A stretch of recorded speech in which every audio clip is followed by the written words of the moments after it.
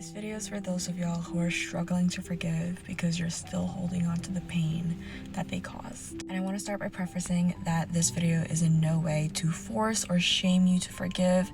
Everyone's timeline is different, and making a choice where you feel comfortable is important.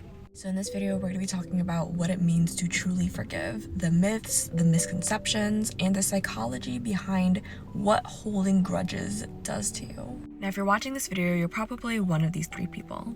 Number one, you don't care to forgive. You feel like that's just going to hurt you even more. Why bother? Number two, someone that has tried to forgive, but you can't seem to because you keep replaying the moments where they hurt you over and over again. Or number three, you've forgiven, but you're still making passive-aggressive, snide comments because deep down, you still feel a bit hurt.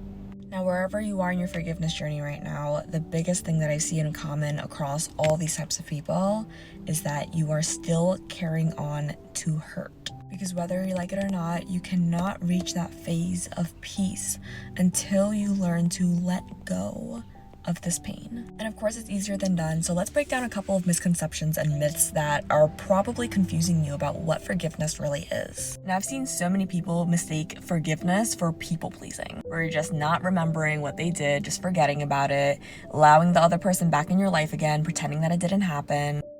And the truth is, that is not forgiveness. That is people pleasing. Forgiveness does not mean that you abandon yourself. It does not mean that you forget that it happened, that you allow them access into your life and your energy the same way that you did before. Of course you can, but it doesn't have to look that way. Forgiveness looks so different for every person. But this is one of the biggest reasons why I see so much resistance from my clients when it comes to forgiveness. It's that feeling of, it is so unfair. Why do I have to forgive them and release them from this guilt when I still feel the pain? And when we start to believe that mindset, we are already stuck. And we've fallen into the trap of forgiveness being about them rather than about yourself. So I want to challenge you to see forgiveness a little bit different, because actually forgiveness is not about them. It's about you. One of my favorite analogies to describe what a grudge visually looks like is, I want you to imagine you walk into a kitchen, and in this kitchen you see a stove, and on the stove you see a pot.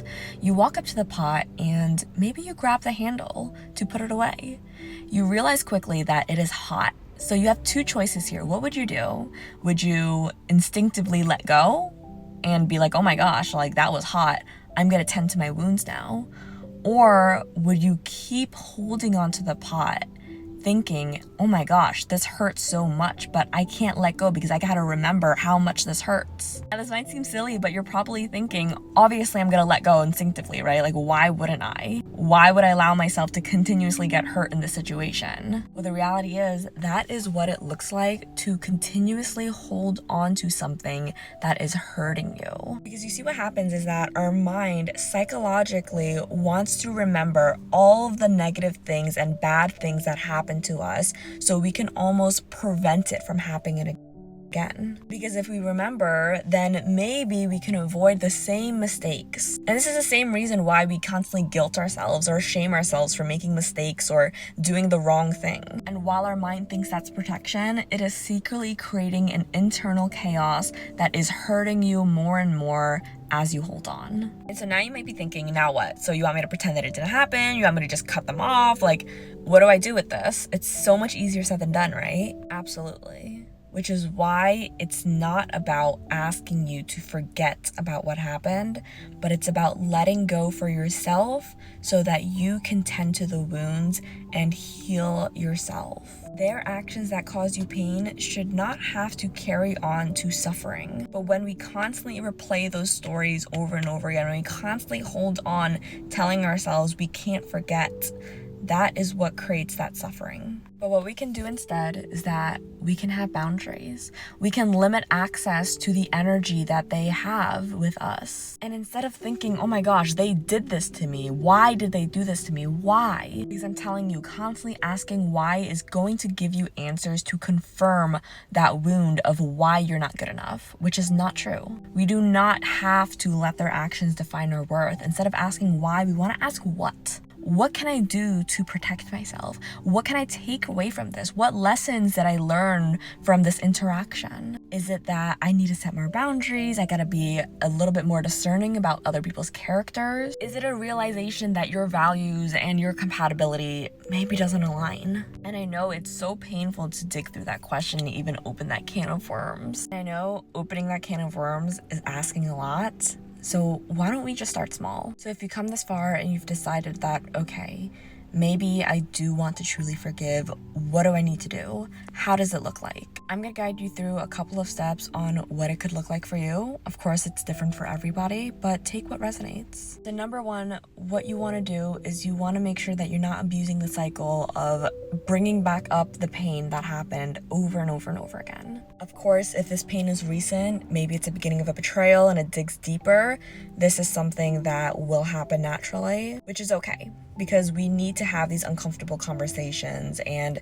go over them over and over again to feel that reassurance initially. However, if this is something that you're abusing and that you're doing it over and over again without taking any time to reflect or to pause or to rewire your thoughts, it can create a lot of strain in the relationship. Because if you do want a healthy relationship, it's either we do the work to actively try to forgive them so that we are not creating this endless cycle of pain. And this can look like going to couples therapy, working on it together, having these conversations, doing the inner work yourself, or we let go because it will no longer be fair for you or your partner to be in the cycle. Because if you know you are not willing to forgive and this is not something that you can move past, then we can be honest with ourselves, right? So really take some time to think, am I the type of person that is able to truly forgive this?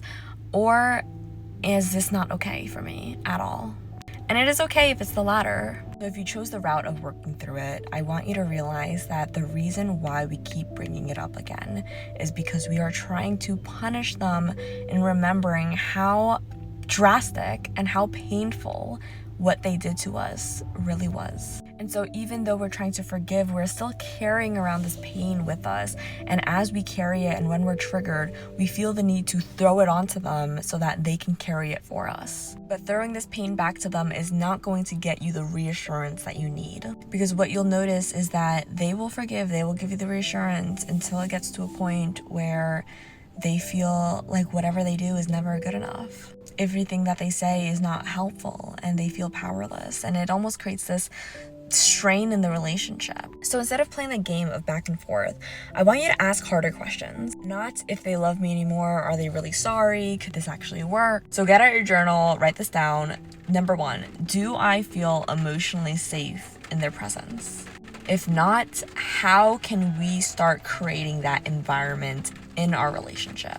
What do I need? Is it more consistency? Is it for them to be more transparent, not omitting the truth, going above and beyond to tell you about their day and giving you specific details? Number two, can you trust their words to match their actions? Now, this is so important when it comes to rebuilding trust and forgiveness, knowing that you can trust their character and their actions and words to align with each other. Number three, can you guys speak up in the relationship without feeling the need to walk on eggshells? Are you able to have these difficult conversations even though it's uncomfortable? Because you are loyal and value transparency and honesty. Number four, how can I create an environment where I can relax in their energy? How can we create more time for connection? And if the answer is no for all of this, you do not need to build, you need to reevaluate. But with that said, if you'd like to dive a lot more in depth on what these steps could look like for you in terms of forgiveness, don't forget to book a call, link in the description below.